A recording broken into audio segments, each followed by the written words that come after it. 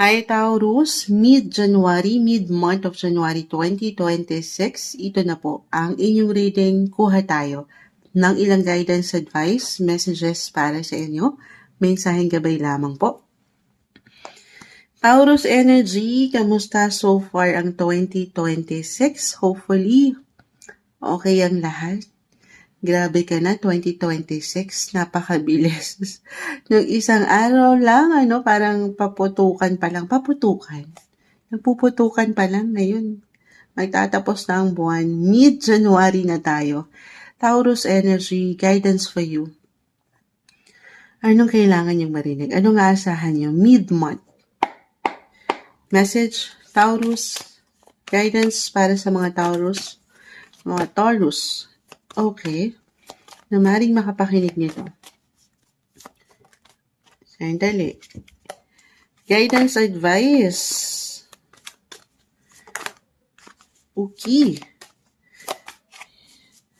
Taurus.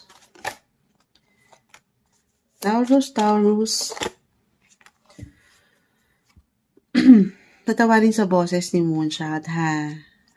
Ay, kasi pagpasok pa lang ng taon, grabe na, 2026. Sinubok na ang lalamunan ni Moonshot. Kamusta ang mga lalamunan niyo, Taurus? Alam niyo ba, health-wise, ang isa sa mahinang parte ng inyong katawan, hindi po isang medical advisor si Moonshot, pero madalas nagbibigay diin ng inyong mga truth, yung mga lalamunan nyo. Hopefully, okay kayo.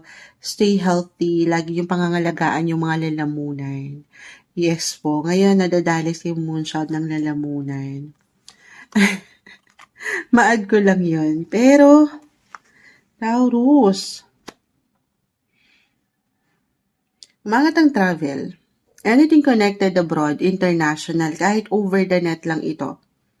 Meron ba? The Two of Wands, the Queen of Wands. Meron ba kayong inaayos, inaasikaso, nilulook forward sa buhay paglalakbay? Parang mas nagiging bukas kayo ngayon. Lumalawak ang inyong mga isipan ngayon. Nag-expand yung mga... Ito pwedeng kusang nararamdaman eh. Yes. Or kusang pwedeng ipaangat po ng universe. Okay? Kahit sa simpleng pakiramdam or pagpaplano, meron ba? Or meron talaga kayong inaayos, inaasikaso na ilang dokumento? Travel documents, visa, passport. Why not? Claim natin. May mga bagong simula po sa part na yan.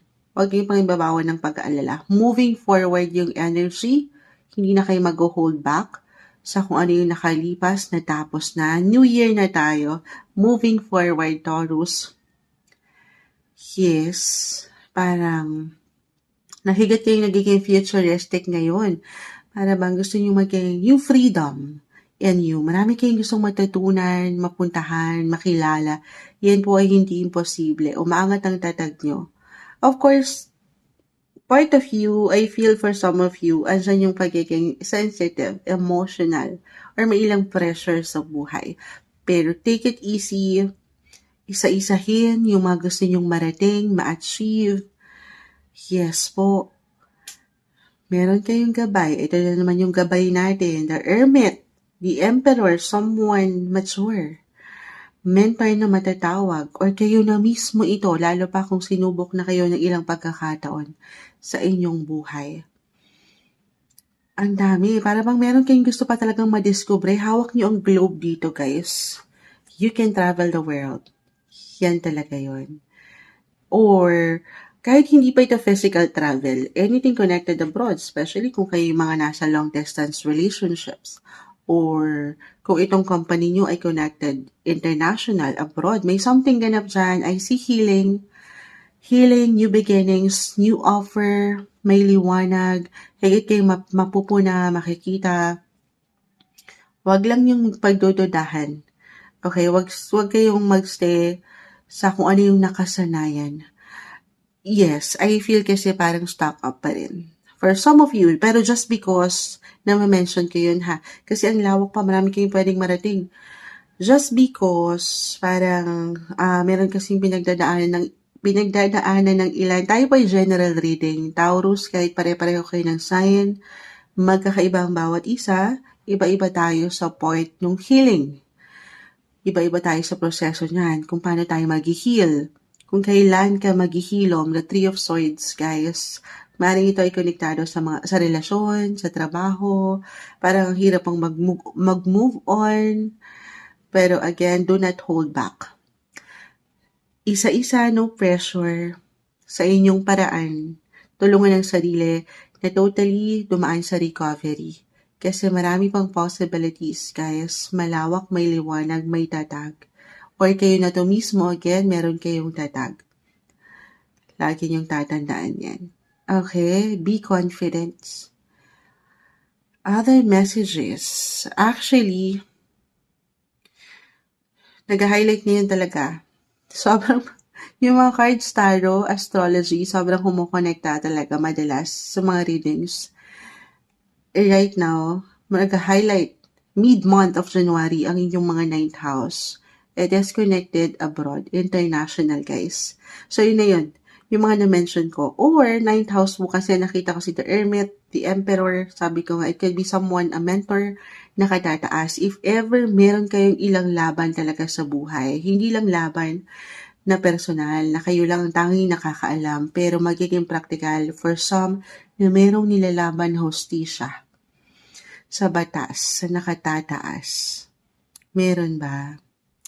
Hawak nyo na dito, manifestation, i-claim na ba natin na maipapanalo? May healing. Okay? Or meron kayong maisasakatuparan na healing.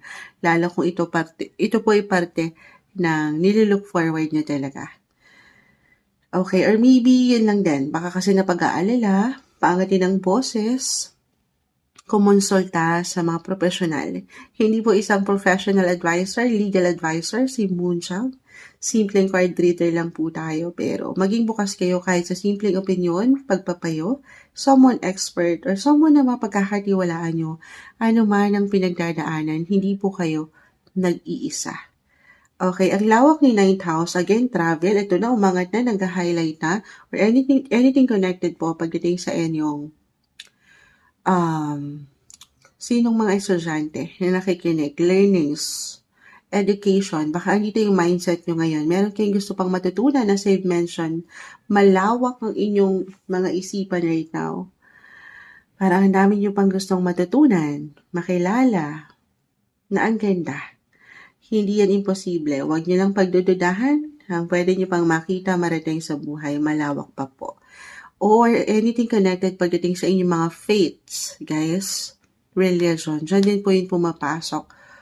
Yung spiritual connection nyo. Have faith. Okay, tiwala sa proseso, sa inyong mga sarili, at sa mga gusto nyo pang marating. Tiwala sa Kanya. Samahan ng patuloy na dasal ang inyong buhay paglalakbay. Ito yung umaangat na guidance advice, messages para sa inyo, mid-month of January 2026, Taurus.